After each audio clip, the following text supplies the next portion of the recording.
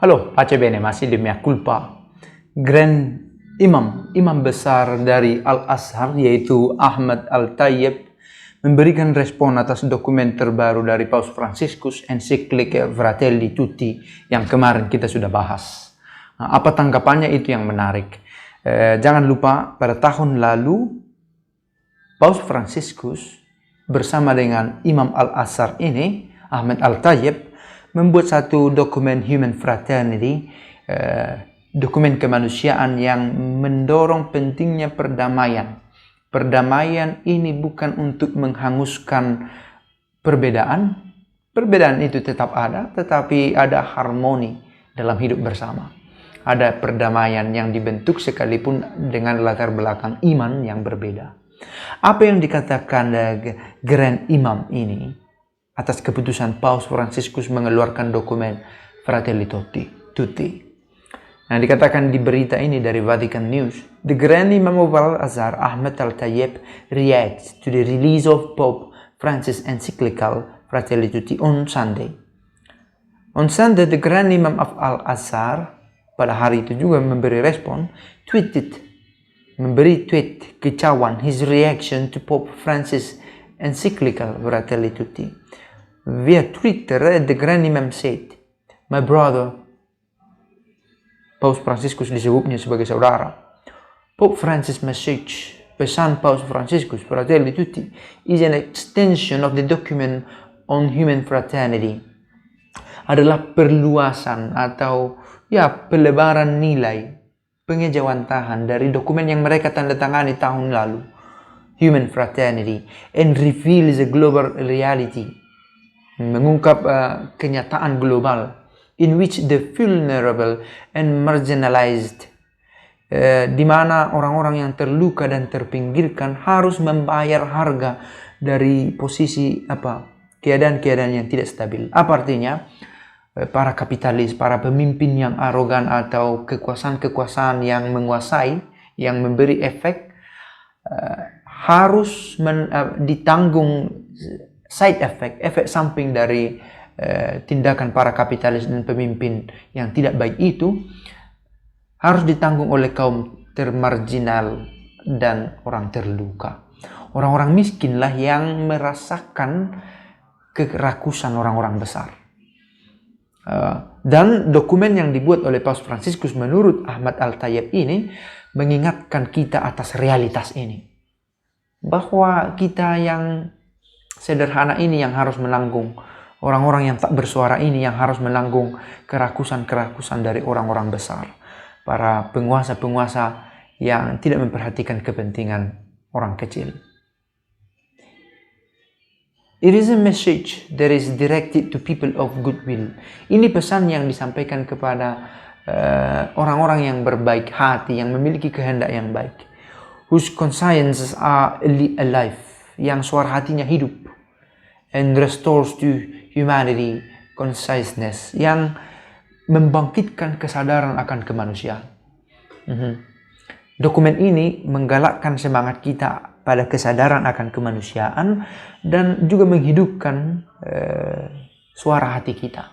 Bagaimana perasaan kita melihat orang-orang yang, kalau kita orang besar, orang-orang yang harus menderita karena keinginan kita untuk berkuasa dan memiliki banyak hal. Ini yang mau ditekankan oleh Ahmad Al-Tayyib tentang pemahamannya mengenai dokumen Fratelli Tutti. Ditulis kemudian, Al-Tayyib co-signed the document on human fraternity for world peace and living together with Pope Francis in Februari. Ini Februari tahun 2019 yang lalu. Tepat pada peristiwa kunjungan Santo Fransiskus kepada Sultan Malik Al-Kamil di Damietta. Fratelli Tutti is the Pope's third encyclical.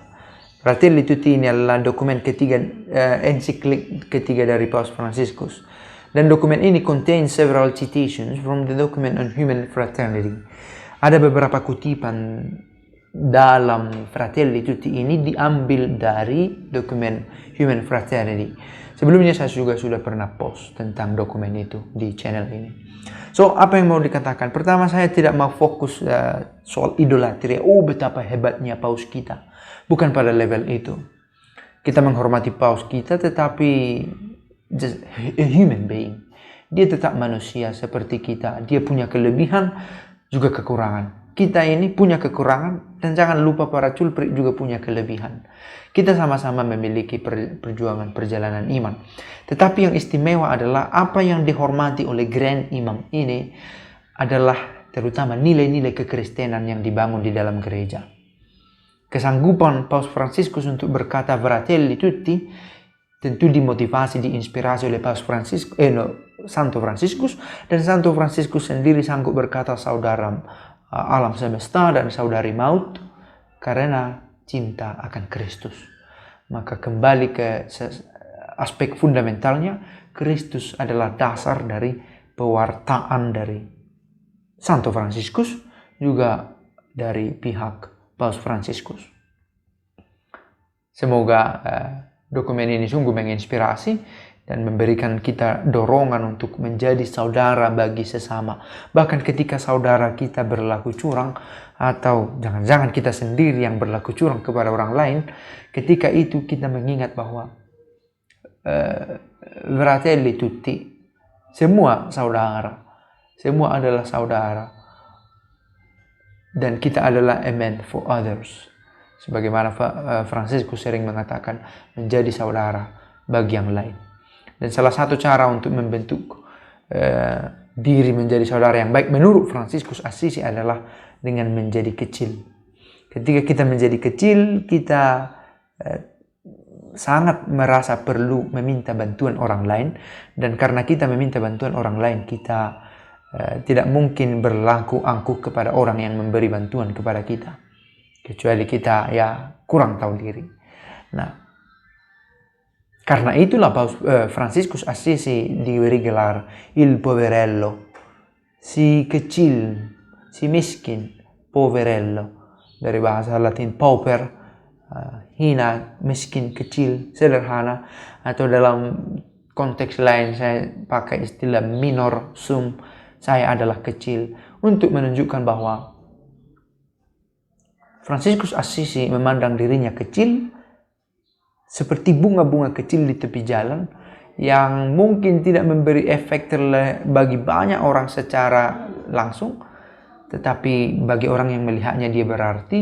Dan tanpa Fransiskus Assisi sendiri sadari, dia menjadi seorang kudus yang sangat berpengaruh, yang dicintai di dalam gereja. Semoga video ini berguna untuk menyemangati kita tentang menjadi saudara bagi sesama, Fratelli Tutti. Dan ini sangat relevan menurut saya bagi kita di negara ini. Pace e bene.